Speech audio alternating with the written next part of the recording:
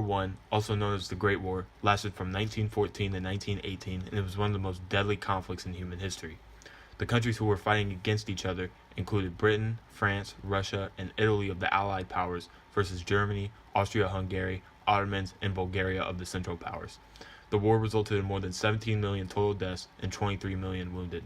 The main reason for this extraordinarily high amount of casualties was the development of new technologies such as machine guns, tanks, poison gas, and airplanes. These technologies not only proved to be catastrophic while in combat during World War I, but also provided a strong influence into the technology that was used in World War II and now present day.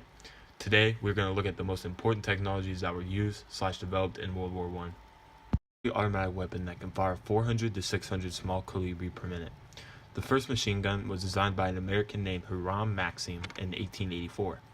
Maxim wanted to give the idea to the British so they could use it in the war, but the idea was so powerful that many in the British Army believed that the machine was labeled as improper warfare.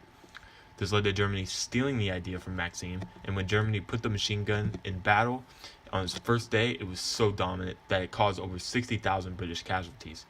The machine gun was immediately a force to be reckoned with and was causing stalemates across enemy trenches everywhere and leaving enemy generals clueless on how to stop the high-powered machinery.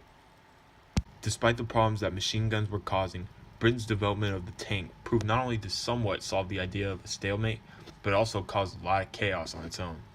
To begin, Lieutenant Colonel Ernest Swinton of Great Britain had been a part of developing the use of armored vehicles when he discovered the idea of the tank. This idea differed from the armored car due to its focus on being able to transport soldiers across enemy fronts while shielding enemy fire, as well as being able to fire bullets on its own. The idea of the tank bounced around from different officers, but didn't become used in combat until British Prime Minister Winston Churchill became determined to find a solution to the ongoing stalemates across Western fronts.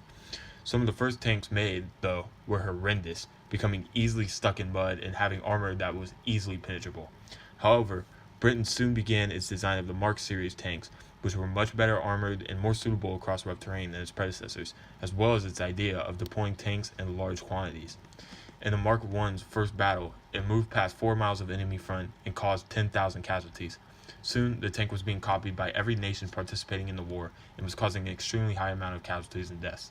Although failing miserably at creating its own tank, Germany's development of K-bullets, bullets that had a hardened steel core and were specifically designed to break through tank armor, as well as the invention of the anti-tank rifle, a rifle that could fire a 13.2mm armor-piercing bullet with a range of more than 500 yards, halted all success of the tank during the war.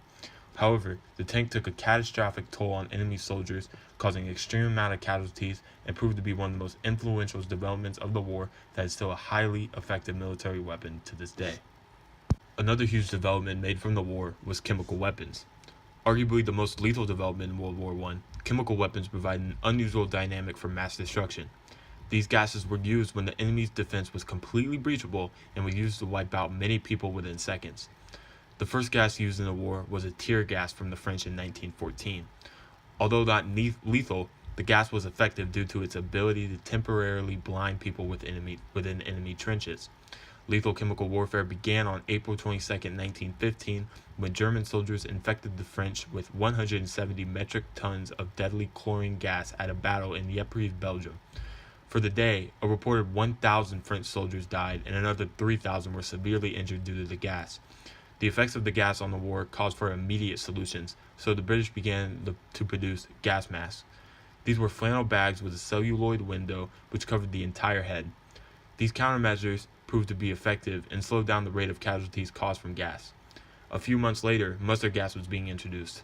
Although not lethal, mustard gas proved highly beneficial in causing victims to experience extreme pain due to internal and external bleeding, which often left them paralyzed for weeks at a time. Although the defense for the gas grew, it still could not stop the full extent of the destruction, because at the end of the war, there was a total of 1.3 million casualties and more than 90,000 deaths caused from chemical weapons in the war. In 1925, the Geneva Protocol, a treaty, proposed an international agreement that all chemical weapons shall be banned during all future wars. However, the use of chemical weapons still stand today, such as the common use of tear gas by the FBI or the crisis of poisonous gas being used on citizens in Syria. While the new inventions of machine guns, tanks, and chemical weapons were happening on the ground, an equally important weapon was developing in the air. Despite the fact that planes were only being invented a little more than a decade before the war by the Wright brothers, the development of the airplane was beginning to become one of the most crucial aspects of modern day warfare. To begin the war in 1914, airplanes seemed a mere fantasy for some. Most airplanes were extremely flimsy and unreliable and couldn't even fly straight in the most calm weather conditions.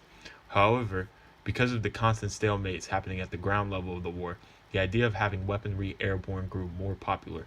To begin, planes were used as spies, but Germany developed the idea of having fighter planes, planes that would attack the enemy while in air. The only problem with these planes were that it was unable to fire bullets forward or very accurately.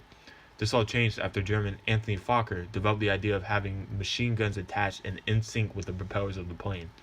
Germany also created the idea of having planes act as bombers and drop bombs to land on enemy fronts. Although the raids were not particularly successful in World War I, it proved to be influential in future military, most notably in the atomic bombings of Hiroshima and Nagasaki.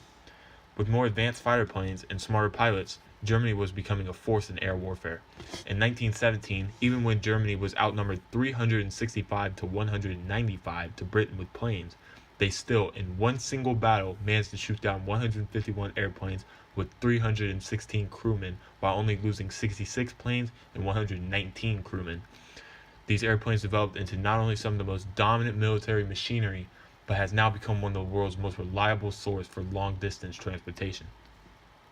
Overall, the technology developed from World War I sparked a revolution that changed not only how we fight in our military, but also how we use technology in our everyday lives. These newly developed weapons provided the ultimate transition from the old use of horseback and muskets to the modern warfare such as machine guns, tanks, and fighter jets.